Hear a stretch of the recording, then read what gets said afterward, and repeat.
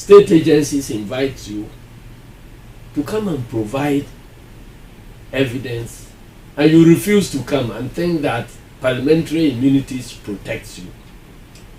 I mean, it's been, first when it was starting, I considered it to be a joke, but the way it has gone and the way NPP has jumped into the fray and the actions they are taking, suggesting that some way, somehow, if you are a citizen or you are a member of parliament, you are above the laws of this country, and that our freedom of speech has is not coming with responsibility for what you say. It's very, very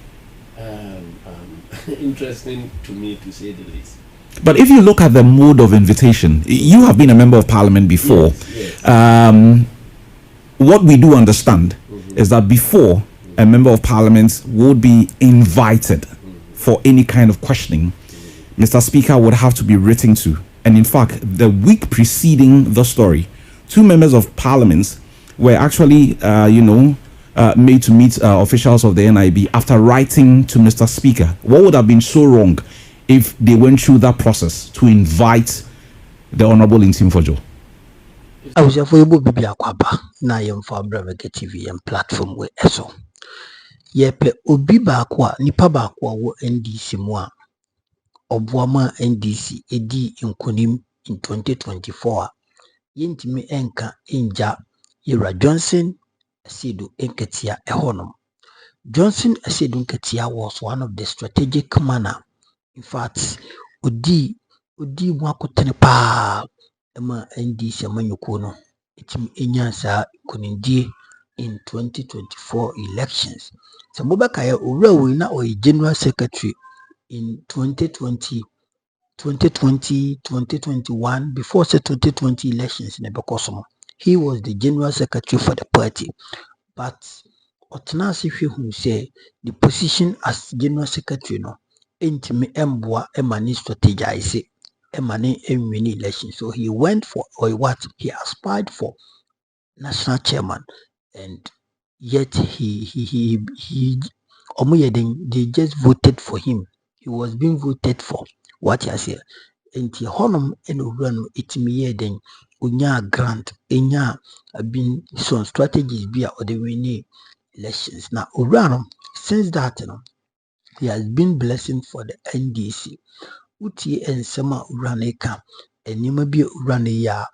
Chese ampa Asiedu Nketiah a ban politics in Ghana were being mupapa and unimdia oye ene wa the name be in simbi atuga on how our musimini election any Reverend Nfojo team Reverend Nfojo in team ne arrest ya akoye se boachibidin ono a mpese obe submit ne ho and throw wudi ya ene ho mpese obe submit ne ho to the police na.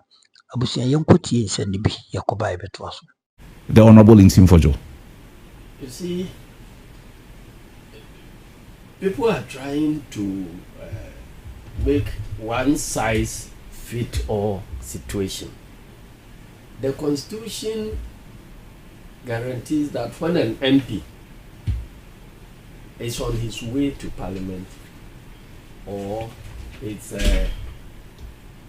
on his way out of Parliament, he should not be served with court processes or by implication cannot be arrested and so on and so forth. And that when you are on the floor of the House debating, you cannot be held responsible for whatever you say on the floor of the House. Those are guarantees, but they have their limits. The wording of the Constitution says when you are on the way to Parliament, you are out of or on your way outside Parliament. So, if Parliament is on recess, and clearly you are not on the way to Parliament, you cannot carry yourself to be above the laws of this country just because you have these parliamentary immunities. They don't apply. Citizens are citizens, whether they are members of Parliament or they are not members of Parliament. And in this particular case,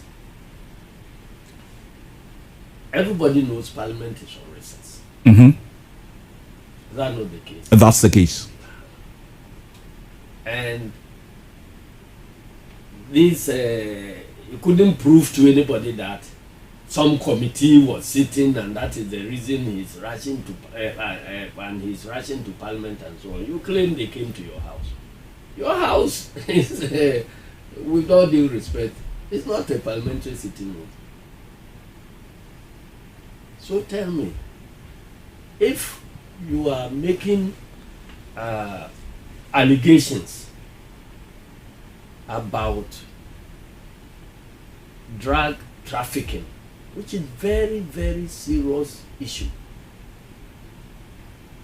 to carry yourself as an honorable member, you should be knocking the doors of the security services to give them information and force them to do their work. You should not be seen as somebody who is resisting invitation to go and tell them what you want. You have made an allegation. They say, come and help us to track down the criminals. Say, I'm not coming. You go and investigate and make the report public. I mean, security personnel are not magicians. They rely on information and follow up on information so that they can apprehend suspects. If you claim you have that information and you are keeping it to yourself and denying the security services the opportunity to get to the right people and arrest them, what do you think you are doing? You are acting against the interests of the state. So this issue about immunity from arrest and all, it doesn't come in at all. And the protocols that has been established between the Speaker and Her Ladyship, the Chief Justice, are very, very clear that before those protocols, court processes were served on MPs anyhow. So the Speaker was alarmed and he engaged Her Ladyship, the Speaker, the Chief Justice, and they agreed that, okay, if you are serving MPs court processes or inviting MPs for anything, Mondays, you don't go to Parliament. So can you do it on Mondays? And they all agreed. Okay. So processes are set on Mondays. Why? Because you wouldn't know the day, the time the process will come, whether Parliament is on recess or it's not on recess. But these protocols do not cover periods when Parliament is on recess. Because everybody knows that Parliament is on recess. And this allegation that committees are meeting and so on and so on. Which committee does he belong to which was meeting? Was he on his way to Parliament? Obviously not. Was he on his way out of Parliament? What about those who came around, the NPP leadership that came around? Why wouldn't you, if it were an NDC person and this thing had happened to him and we come around, he calls us and we come around, all that we have to do as responsible leadership is to carry him, follow him to the law enforcement agency's office wherever he's needed. My deputy was arrested some time ago.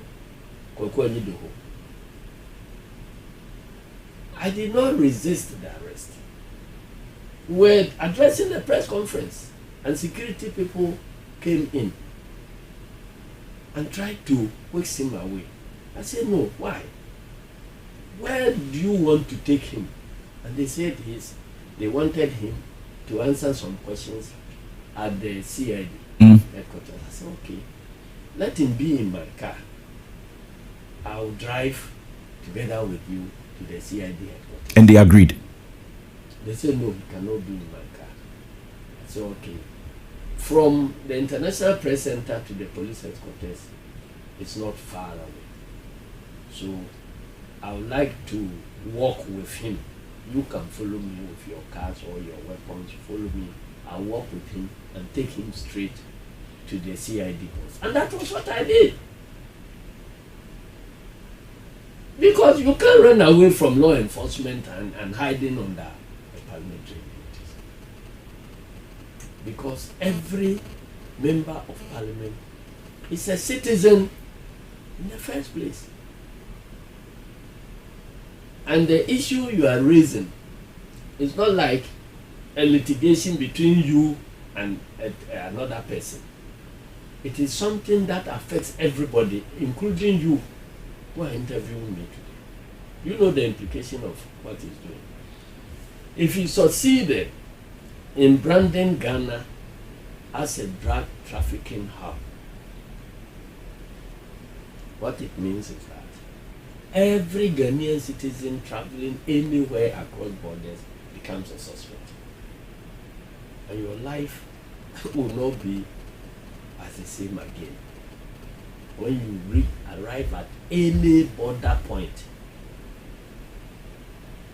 they will do some intensified screening, waste your time and so on, because somebody you have elected to lead you is making allegations, and he's making it difficult for the law enforcement agencies to get to the bottom of the allegations. And this hangs on the neck of every citizen of this country, painting the country black.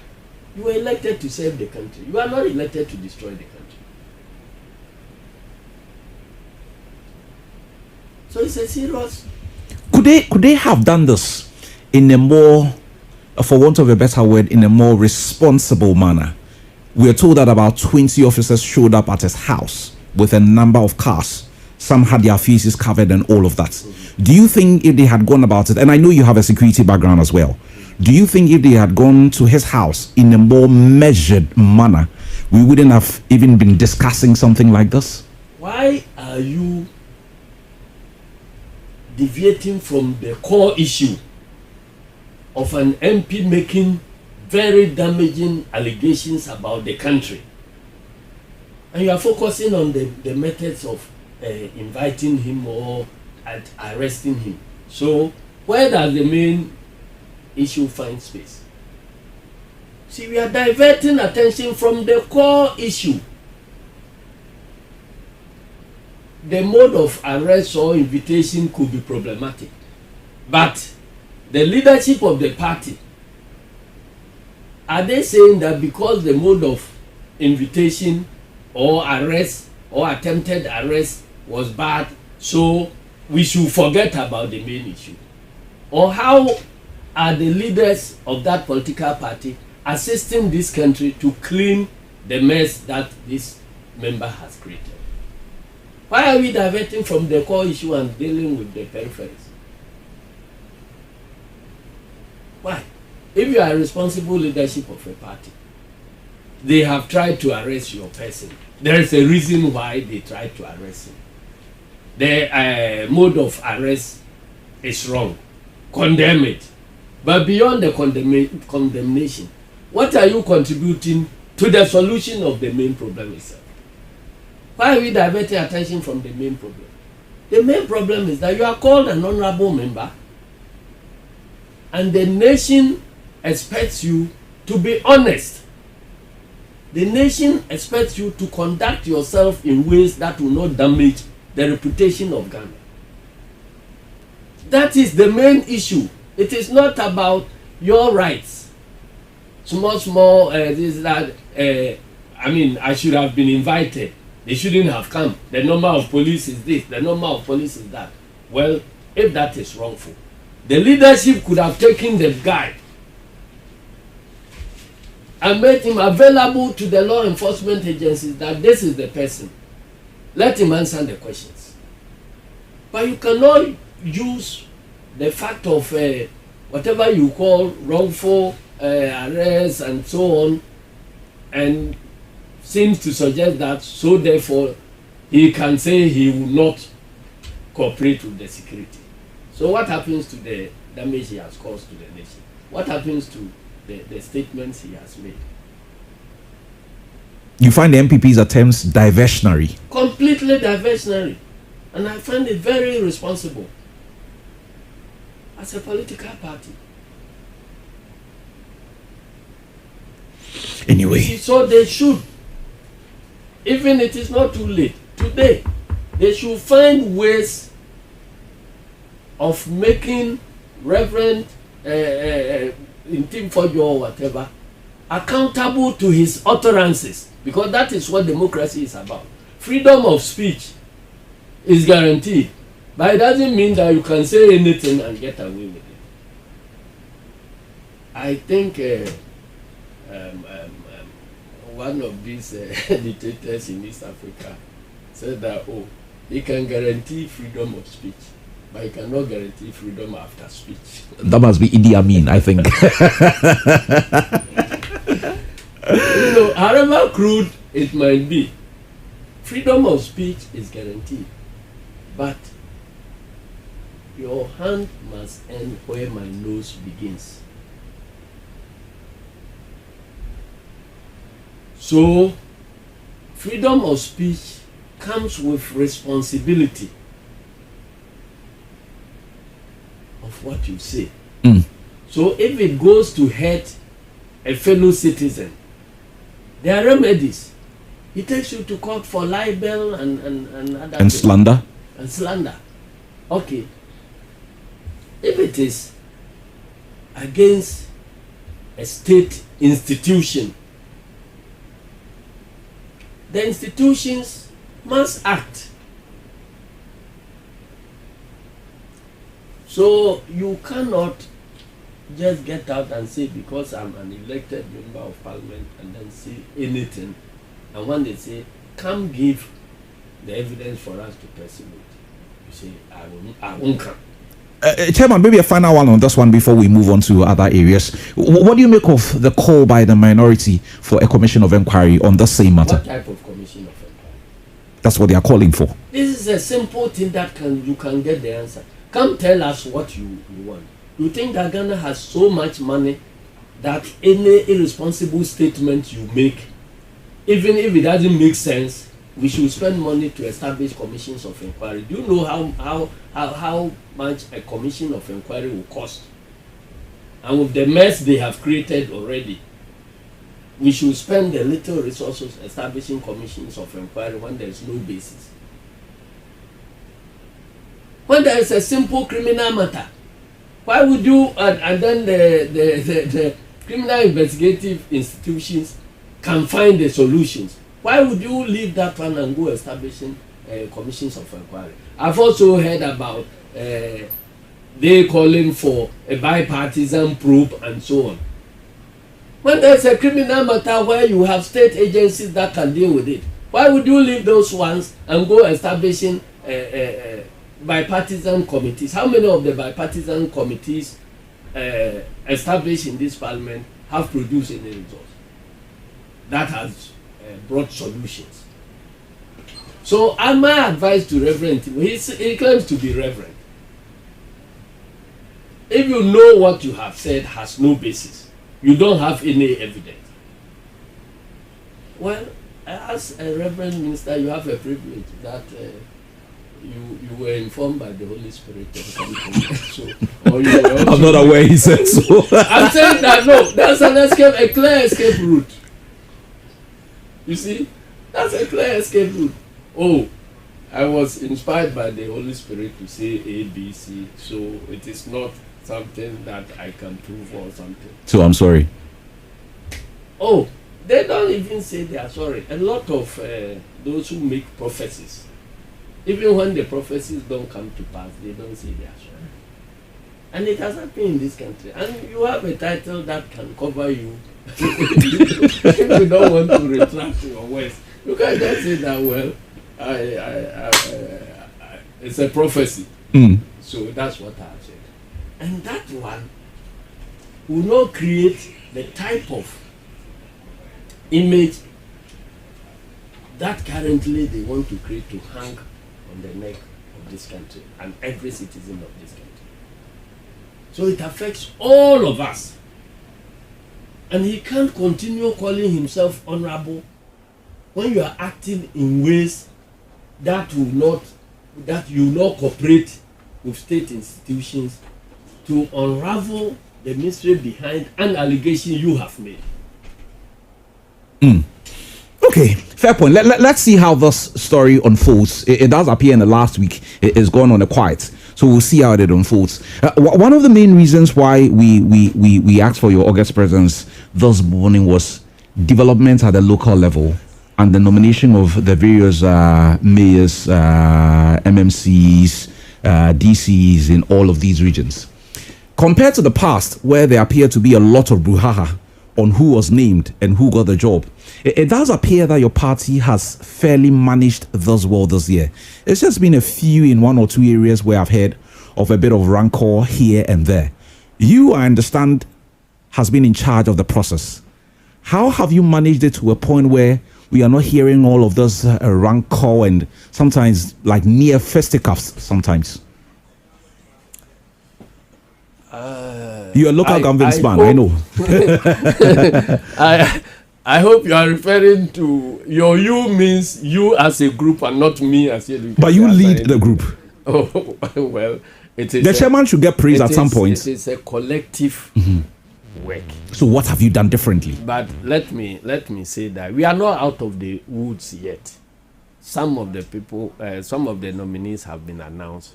There are still others yet to be announced. Because they are still jostling. So you don't declare victory in the middle of an election. They are still chasing you around with CVs.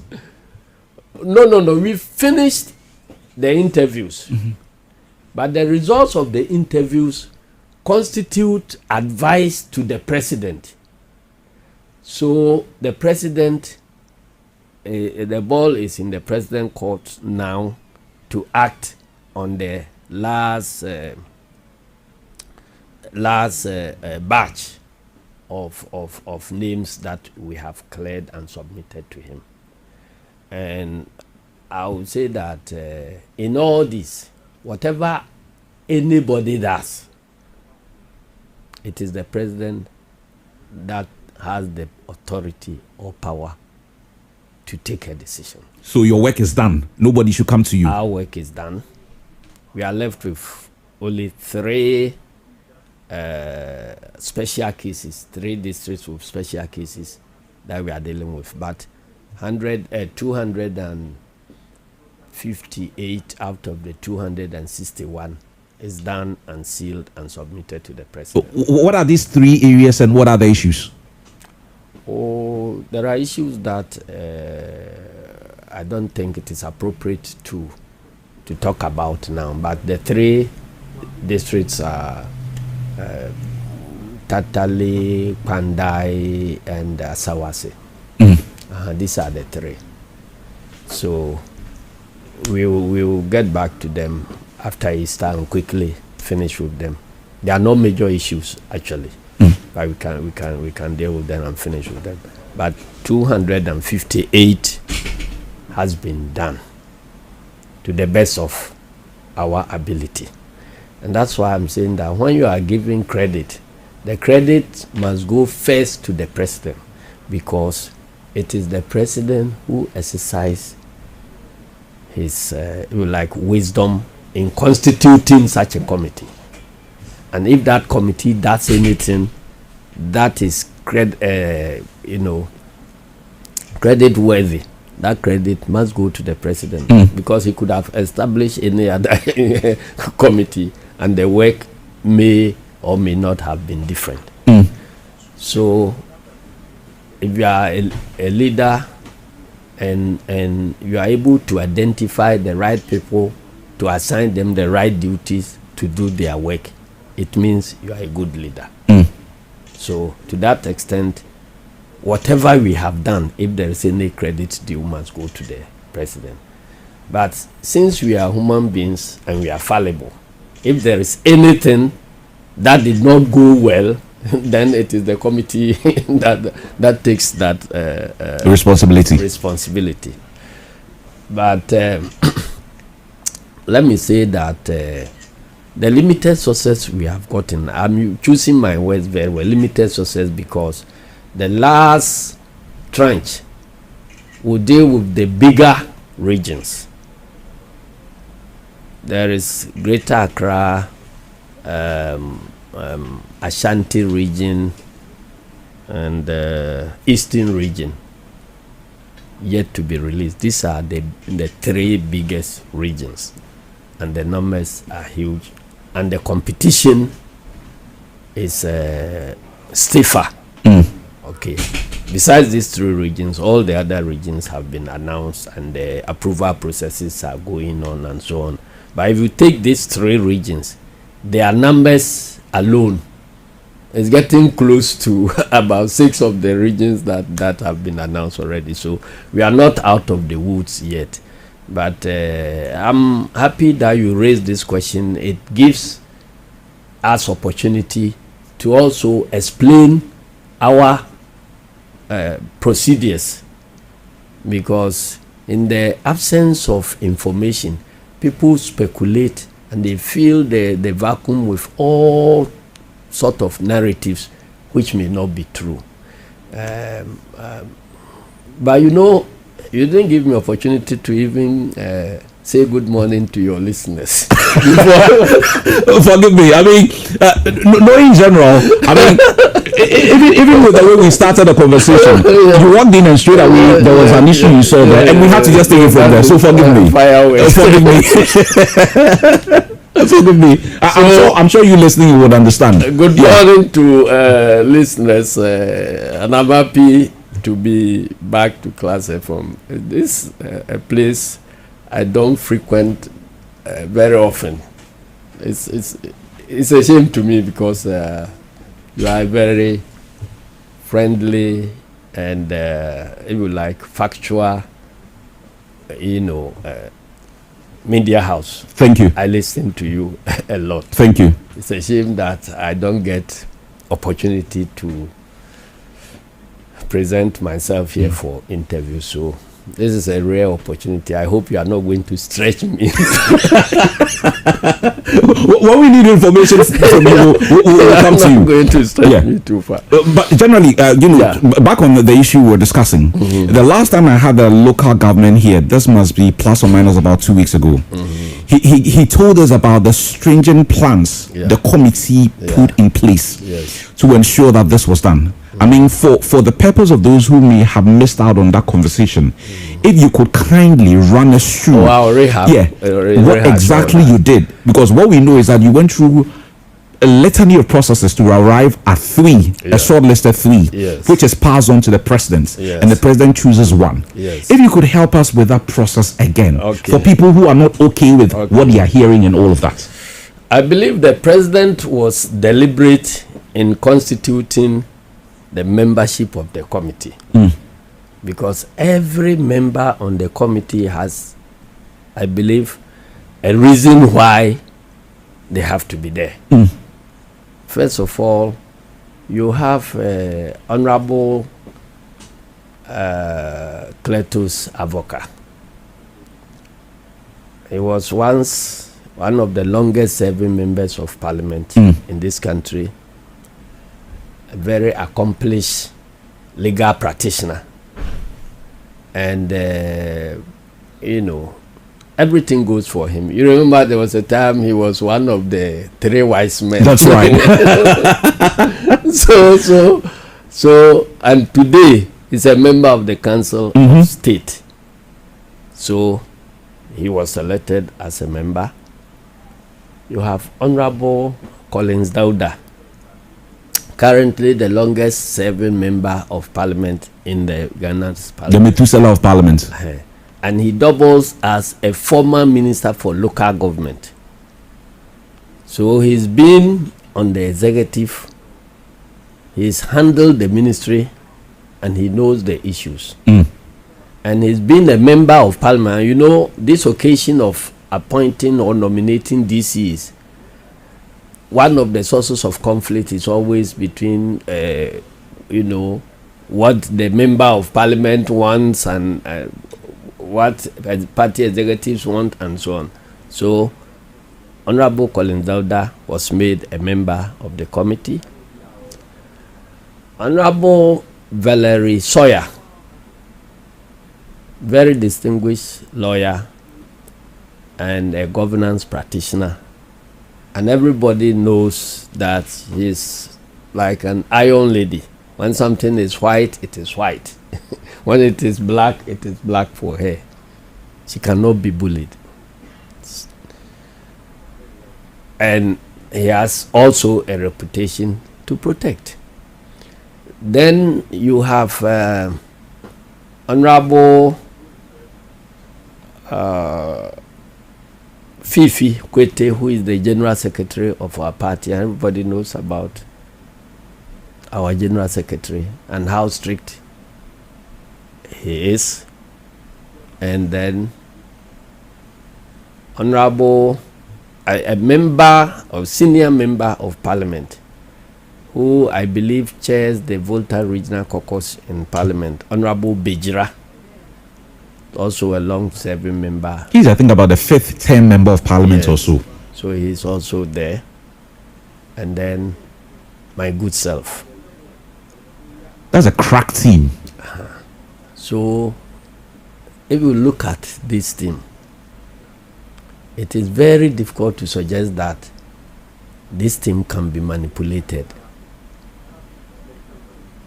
You know, and we all are very sensitive about our individual reputations and the reputation of the government led by His Excellency President John Dramani Mahama. And we are also conscious that as a government, as a new government, if your base, that is the districts and constituencies, are disrupted, then you are sitting on shaky grounds. So we needed to put in every effort to ensure that we get it right. And our manifesto, is in our manifesto that we will be moving towards some form of election of DCs. So this activity will be the last one, hopefully, before the constitutional amendments kick in. So if you do it shabbily, it becomes a record that will stand in your name for forever. Right. You understand? So we decided that let us devote our ultimate maximum attention to this work. So that was what we did. So we looked at areas which are likely to be the trouble spots after the announcement. And the trouble spots always emerge from the district itself. So how do we involve the district so that when the choice is made, it will be seen as a collective effort that arrived at that decision? And so if you are part of the decision, you cannot stand somewhere to complain. So my General Secretary issued a letter to all the constituencies, asking the constituencies to open the gate for anybody who believes that is capable and willing to become a district chief executive or to be considered for nomination should bring in an application. So there was no limit. Every and any party member who felt that he was good enough or she was good enough should put in an application. That's why you had 40, 45, so 33 in some areas. I saw one that had 41 people interested in the job, and I was like, oh, okay. That's going to be something else. If you have all this, so we open it for everybody to apply. So it's like everybody has been given a chance. No door has been shut for anybody. So if and everybody is aware that the seat is only one. So even if you are 100 and you all had the opportunity to stake your claim, and eventually one person gets nominated, you know, he must be the one who whose name was generated out of a collective process. Then we asked the regions to do screening at their level. Previously, we were sending national people to join the regions and so on to do screening and so on. So this one we said, no, we are not going to put our hand in it. Everybody should take a certain stage of the process and hold themselves responsible for the outcomes of that process. So constituencies took applications, brought them to the region. The region did the screening and brought us 3 names each. What were the parameters at the regional stage? What did they look out for? Well, we gave them guidelines, but the guidelines were not that exhaustive. We suggested to them that we must be looking at equity, you know, in terms of geographical equity. They must be sensitive to ethnic considerations, ethnic composition of the regions, and so on. They must be sensitive to the views of traditional authorities in the area. They must be sensitive to historical antecedents. You can find out that in a particular place almost every time that is where the DC comes from. So what happens to the other side and so on. They must be sensitive to all this. And apart from that, we have a manifesto commitment. So manifesto commitments, they must also be sensitive to those ones. And then maybe in a few cases on the campaign trail, there may be areas where the president had made some firm commitment. So we must take all those things into consideration. Firm commitment as in a particular person? In a particular area where the DC may come from this time around and so on, you know. And so when you report, and if people want positions, they can even come to claim what the president has not said. But we say, well, whatever the case may be, just listen to all those and input them into the decision making. And, you know, we have a manifesto commitment towards gender and all those, you know, gender, youth, disability, many of these things. So they must be sensitive to all that. So after the region is done with the screening, they should submit the three names for us. So they did that and brought all the shortlisted applicants to us. But we're also conscious that the way our party is structured, there is always opportunity for, if you like, a temptation to pursue self-interest. At the regional level, you mean? At whatever level, even branches up to national. Because it is the constituencies where eventually you will have delegates and all that who will be engaged in electing regional executives, and from the same constituency you have delegates who participate in election of national executives and so on. So there is always some invitation to pander to your self-interest if you are put in charge of doing something like that.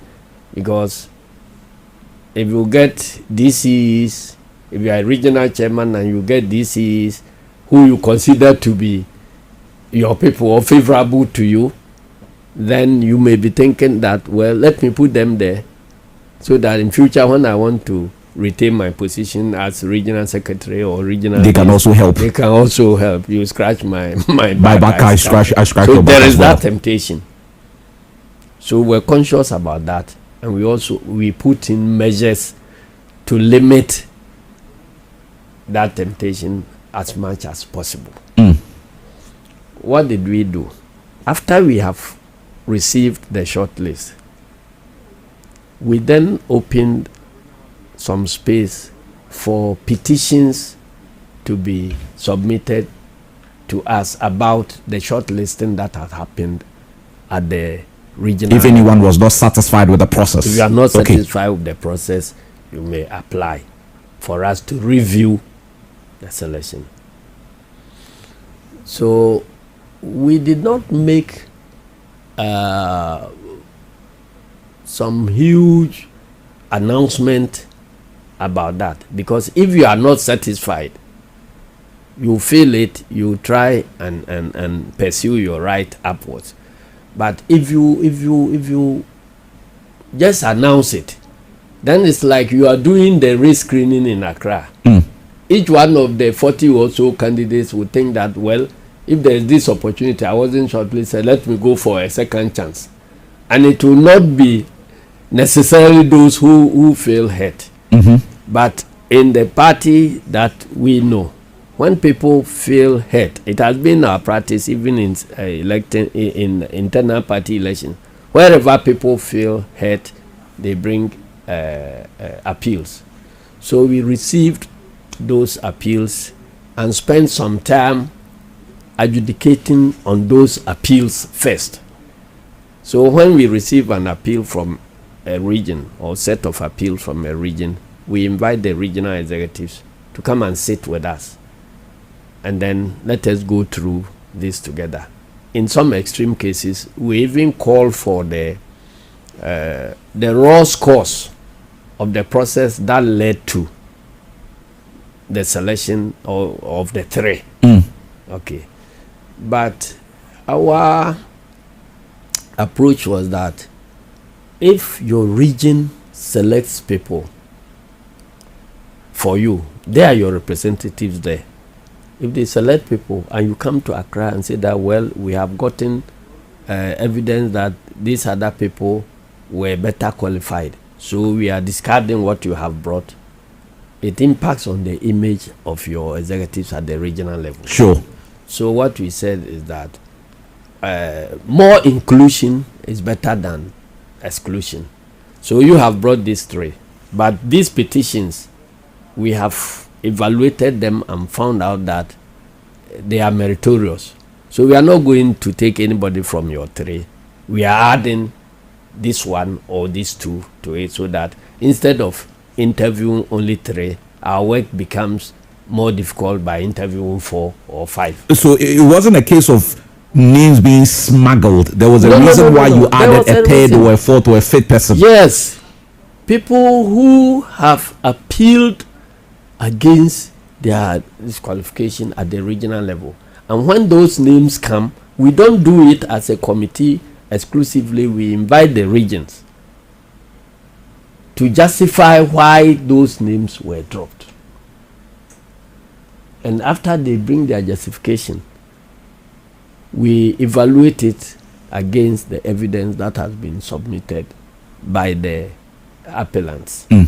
And when the appeal is carried, then we add the name.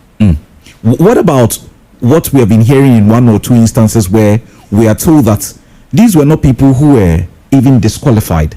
They were not even people who even applied for the positions or were not part of the process. The next thing they heard was that so and so person from their area has been added to the list. I don't know if a few of that got your attention. If I get through the process, you will understand. Sure. So, and then in a particular region and in some difficult constituencies, which we consider to be difficult as far as NDC chances of winning is concerned, when we are going to elections, at times it becomes difficult for anybody to even accept to contest on your ticket. So what we do in Ashanti region is that if you accept to contest on our ticket in a place like Bantama, Manshia, where the likelihood of you winning is like a donkey going through the eye of a needle, you are not going to waste your resources, your time, your energy for nothing. After the election, if we win, we will consider you for appointments. So in Ashanti, unless a PC decides that he's not interested, we invited them to join. And when the short list came, there were places where the PCs were part of the short list. There were places where the PCs were not there at all. So we invited some of them to come on board. Again, when we got the short list and then the appellants and so on who have been cleared, their names added, we contracted 2 agencies, a polling company, to go and do opinion polls in all the districts. That's a lot of work. Yes. In all the districts. So, and the sample size was very significant. Yes, so uti sama ura Johnson Asiedu Nketiah eka na hwe hawa osika ne nsam na indeed ura no waben ewo Ghana amanyɔsɛm mu. In fact ura no waben pa ewo Ghana amanyɔsɛm mu. And you can attest to the fact say hawa osi bibi nsemani, hawa osi kan nsem no. He's not just ordinary politician. Namum uni mamanyɔsɛm, oti amanyɔsɛm ase. Uni mamanyɔsɛm na oti amanyɔsɛm ase. Yakase politics a he understands it and unim die oye. Enti yamfa Johnson Asiedu Nketiah en compare ura yefre no Stephen Ntim awe the national chairman edima NPP. Odi Johnson Asiedu Nketiah compare na enye because we had the crucial role Johnson Asiedu Nketiah a player in the last election now we had the role Stephen Ntim a player. That is a wide difference. That is absolutely cannot be compared. What I say? Absolutely no. It cannot be what compared.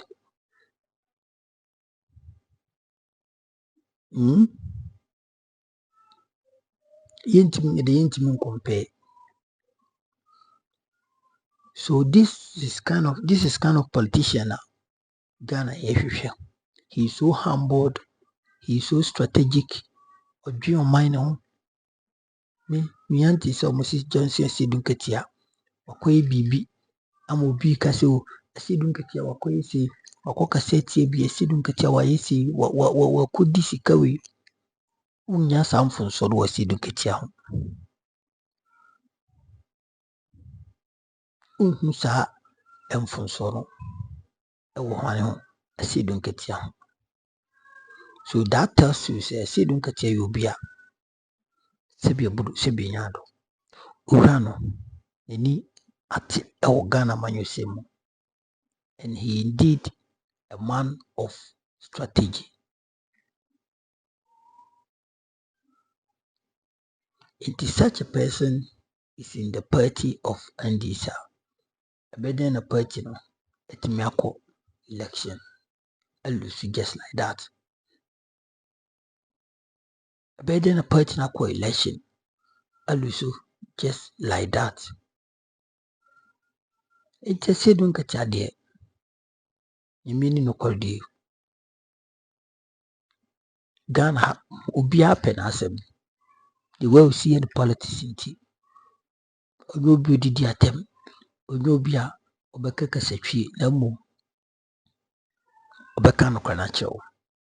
So look at how he tackled Reverend Ntimfojwo, the case. Look at how he shared an opinion on it. Unlike the people, but you want more to try and peer. Be can we.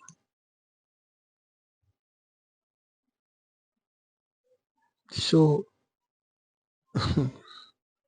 this is the kind of politics MPP or more deal with. So MPP there, I am saying it, MPP will be the position for some years, for some decades, because they are not ready to learn the early politics. They say any politics is a politics. So you na politics MPP for they have decided not to learn the early politics. They say the abaso abe for politics. No means they be antroning nada any jandam nano be so. But NPP NDC for say no. Politics is not about lying. Ushabo at least uba yibi. Ushabo at least for ansaka yibi nanko who said this is the kind of politics we are doing. And the people have come to conclusion say politics of today, it is not about lying. How you can fulfill it.